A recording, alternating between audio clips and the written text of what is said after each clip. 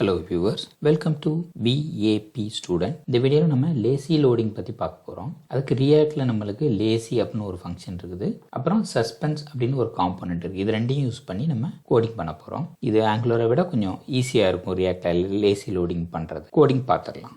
இப்போ இந்த lazy loading படிக்கிறதுக்காக நம்ம ரவுட்டிங் அப்படிங்கிற கான்செப்ட் படிக்கும்போது ஒரு அப்ளிகேஷன் க்ரியேட் பண்ணோம்ல, அதுதான் எடுத்துருக்கிறேன். இதில் நம்மளுக்கு மெனு எல்லாமே இருக்கும். இப்போ இந்த ப்ராஜெக்டை நான் ரன் பண்ணி வச்சுருக்கேன் பாருங்கள். எனக்கு எல்லா காம்போனண்ட்டுமே இந்த நெட்வொர்க்கில் பார்த்தீங்கன்னா தெரியும். இன்ஸ்பெக்ட் பண்ணி போகும்போது மெயின் இருக்குது, ஆப்பு, லே அவுட்டு, எஜுகேஷன், ஒர்க் பேஜ், எல்லா காம்போனண்ட்டுமே ஃபஸ்ட்டே லோட் ஆகிடும். இந்த அபவுட் மீ, கான்டாக்ட் மீ ஒரு தடவை நான் ரிஃப்ரெஷ் பண்ணுறேன். பார்த்திங்கன்னா எல்லாமே எனக்கு ஃபஸ்ட் டைமே லோட் ஆகிடும். ஸோ இது எல்லாம் நம்மளுக்கு மெமரி யூசேஜ் அதிகப்படுத்தும். அப்போ எனக்கு ஒரு பெரிய ப்ராஜெக்டாக இருந்துச்சுன்னா அது லோட் ஆகிறதுக்கு லேட் ஆகும். அதனால் என்ன செய்யணும்னா கோட் ஸ்ப்ளிட்டிங் அப்படிங்கிறது, அதாவது கோடிங்கை நம்ம செப்பரேட் காம்போனண்ட்டாக டிசைன் பண்ணிவிட்டு அந்த காம்போனண்ட்டை எப்போ வேணுமோ அப்போ தான் நம்ம ஆன் டிமாண்டாக அதை லோட் பண்ணணும் அப்படிங்கிற கான்செப்ட் தான் பார்க்க போகிறோம்.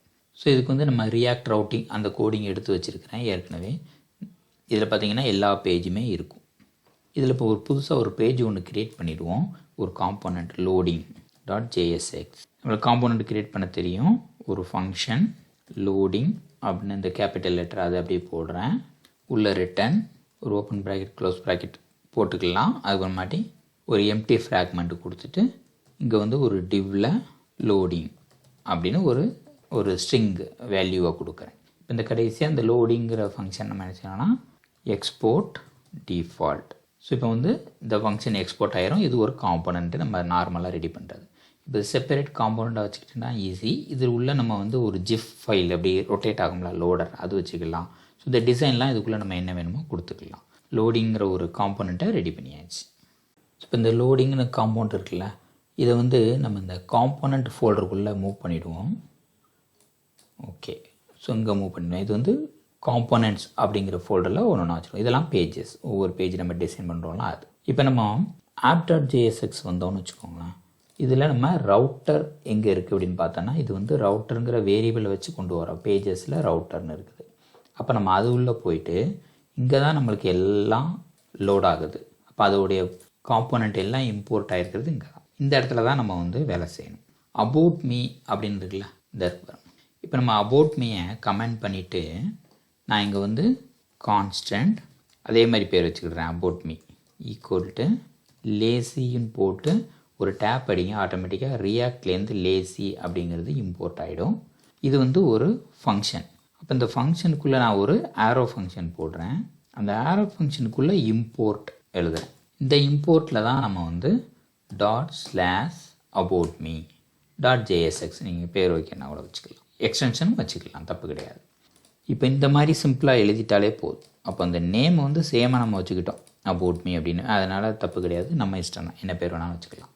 இது ரியாக்டோட ஃபங்க்ஷன் எப்போ வேணுமோ அப்போ தான் இது லோட் ஆகும். அது வரைக்கும் வெயிட் பண்ணிக்கிட்டு இருக்கும். ஸோ இங்கே எலமெண்ட்டில் கால் பண்ணுறோம்ல அபவுட் மீ, இந்த இடத்துல தான் நம்ம சஸ்பென்ஸ் அப்படின்னு ஒன்று போட போகிறோம். சஸ்பென்ஸ்னு போட்டு இது நம்ம க்ளோஸ் பண்ணிவிடுவோம். இந்த இடத்த இது ரெண்டுக்கும் நடுவில் நம்ம அபவுட் மீ அப்படின்னு எழுதணும் காம்போனன்ட். இந்த சஸ்பென்ஸ் என்ன அப்படின்னா, இது லேசி லோடிங்னு சொல்லியிருக்கிறோம். கொஞ்சம் லேட் ஆகுது அப்படின்னா நம்ம இங்கே லோடர் அப்படின்னு ஒன்று காமிங்க. Fall back equal to loading அப்படின்னு ஒரு காம்போனண்ட் வச்சோம்ல, அதை காமிங்க அப்படின்னு சொல்லியிருந்தேன். இது நம்ம ஜாவாஸ்கிரிப்டில் இது இப்படி உள்ளே எழுதணும். அப்போ லோடிங் அப்படிங்கிறது இங்கே இம்போர்ட் ஆகிடுச்சு அப்படின்னு பார்க்கணும். இம்போர்ட் ஆகிடுச்சு. காம்போனன்ட்ஸ்குள்ளேருந்து லோடிங்னு இம்போர்ட் ஆகிடுச்சு. நான் இப்போ ஃபார்மேட்லாம் பண்ணியிருக்கிறேன். இப்போ சஸ்பென்ஸ் அப்படிங்கிறது என்னென்னா, கொஞ்சம் லேட் ஆகும்போது எனக்கு இந்த லோடிங்கிற காம்போனண்ட்டை காமிச்சிக்கிட்டு இருக்கும். அவ்வளோதான். இப்போ அபவுட் மீங்கிறது நம்மளுக்கு லேசி லோடிங்கில் வரும். இப்போ நான் சேவ் பண்ணிட்டேன். இப்போ நம்மளுக்கு ப்ராஜெக்ட் ரன்னிங்கில் தான் இருக்குது. இங்கே பார்த்தீங்கன்னா கான்டாக்ட் மீ இருக்கும், ஆனால் அபவுட் மீ வராது எங்கேயுமே. ஏன்னா அதை நம்ம இன்னும் அபவுட் மீயை லோடு பண்ணுங்கிறதே சொல்லலை. நான் எப்போ அபவுட்டை கிளிக் பண்ணுறேனோ அந்த கீழே இங்கே வந்துடும். பார்த்திங்கன்னா இங்கே கீழே வந்துருச்சு அபவுட் மீ அப்படின்னு. எப்போ நான் லோடு பண்ணுறனோ அப்போ தான் எனக்கு அபவுட் மீ அப்படிங்கிறது வரும். இதுதான் லேசி லோடிங்கோடது. இப்போ இது பார்த்திங்கன்னா சைஸ் 0.2 KB 0.2 KBன்னு இருக்குது. சில சமயம் ஒரு 10 KB அந்த மாதிரிலாம் இருந்துச்சுன்னா நம்மளுக்கு லோடாக லேட் ஆகும் அப்படின்னா இது நம்ம யூஸ் பண்ணிக்கிடலாம். இப்போ வந்து ஃபாஸ்ட் 4Gயை வந்து நான் ஸ்லோ 4Gன்னு வைக்கிறேன். இப்போ இது எல்லாத்தையும் க்ளோஸ் பண்ணிவிட்டு கிளியர் பண்ணிவிட்டு ஹோம் கிளிக் பண்ணுறேன். இப்போ நான் ஒரு தடவை ரீஃப்ரெஷ்ஷும் பண்ணி பார்க்குறேன். எனக்கு கொஞ்சம் ஸ்லோவாக வருது, ஏன்னா ஸ்லோ 4Gன்னு வச்சுருக்குறோம். இப்போ நான் அபவுட் கிளிக் பண்ணும்போது எனக்கு இங்கே லோடிங்னு வருது பாருங்கள். இந்த இதுதான் நம்ம வந்து லோடர் நம்ம ஒன்று போட்டிருக்கோம்ல காம்போனண்ட், அது வரும் சஸ்பென்ஸ் அப்படிங்கிற இடத்துல. இந்த சஸ்பென்ஸ் அப்படிங்கிறது நம்மளுக்கு கொஞ்சம் லேட் ஆகும்போது காமிக்கிறதுக்காக இதை யூஸ் பண்ணுறோம். இதே மாதிரி நம்ம சஸ்பென்ஸ் அப்படிங்கிறத நம்ம காண்டாக்ட் மீலையும் எழுதலாம். அப்போ காண்டாக்ட் மீயை ஒரு தடவை நம்ம இங்கே கமெண்ட் பண்ணிவிட்டு இம்போர்ட்டெல்லாம் அங்கே கமெண்ட் பண்ணிவிடுவோம்.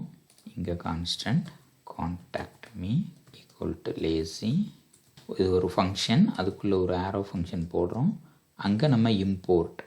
இப்போ இந்த காண்டாக்ட் மீயும் நம்ம கீழே ஒரு சஸ்பென்ஸுக்குள்ளே போடலாமா? இங்கே ஒரு ஃபால் பேக், ஒரு கர்லி ப்ராக்கெட், லோடிங். ஸோ இது வந்து நம்ம ஒரே லைன்லேயும் இப்படி எழுதிக்கலாம், இந்த மாதிரியும் எழுதிக்கலாம். ஓகே, இப்போ இதையும் நான் சேவ் பண்ணுறேன். இப்போ நான் ஃபாஸ்ட் 4Gயில் வச்சுக்கிடுறேன். இப்போ நான் ரிஃப்ரெஷ் பண்ணேன் அப்படின்னா எனக்கு மீதி எல்லாமே காமிக்கும். இங்கே காண்டாக்ட் மீயும் வராது, இங்கே காண்டாக்ட் மீயும் வராது. இப்போ நான் ஸ்லோ 4Gயில் வச்சுட்டு இப்போ காண்டாக்ட் மீ கிளிக் பண்ணால் இங்கே லோடிங்னு ஒன்று வரும், வந்துட்டு இங்கே காண்டாக்ட் அப்படிங்கிறது வந்துடும். இப்போ நம்ம என்ன செய்கிறோம், ஒரு தடவை கிளியர் பண்ணிவிட்டு ரீஃப்ரெஷ் பண்ணுறோம். ஸ்லோ 4G இப்போ தான் அப்ளை ஆகுது. இப்போ நீங்கள் காண்டாக்ட் பண்ணிங்கன்னா இங்கே லோடிங்னு வந்துட்டு காண்டாக்ட் வந்துடுச்சா? ஸோ இது நம்ம எப்போ கிளிக் பண்ணுறோமோ அப்போ தான் கீழே இந்த காண்டாக்ட் மீன் வந்துடும். இதுதான் lazy loading and code splitting அப்படிங்கிறது தனித்தனி காம்போனண்ட்டாக வைக்கிறது. சஸ்பென்ஸுங்கிற காம்போனண்ட்டை யூஸ் பண்ணுறோம். ஸோ இது ஒரு தடவை செஞ்சு பாருங்கள். தேங்க்யூ.